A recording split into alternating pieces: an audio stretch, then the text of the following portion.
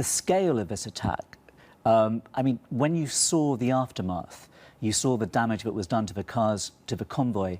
The Egyptian authorities, I think, tried to play this down at first, saying that Hisham Barakat had only light injuries, that he was going to come out of this okay. You looked at those pictures and you really felt there was no way that he could. So this is a major scalp that the jihadists have got.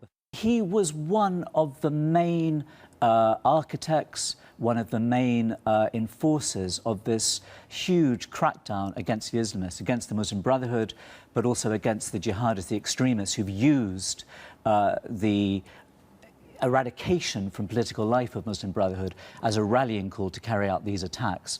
So he has referred hundreds of cases, as you were saying, of Islamists. I mean, we've had these trials where dozens of people have been put on trial at the same time.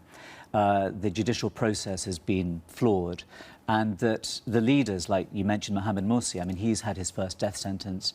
The spiritual guide of the Muslim Brotherhood has had several death sentences. I think there isn't at the moment an anticipation those death sentences will necessarily be carried out, but if there are more attacks like this on this scale, the popular mood in Egypt may turn to say, well, these death sentences should happen.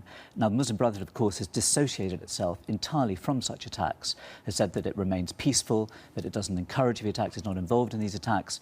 The government has said otherwise, and again, the popular mood on the streets in Egypt has been to kind of put the two together. So it's a very combustible situation.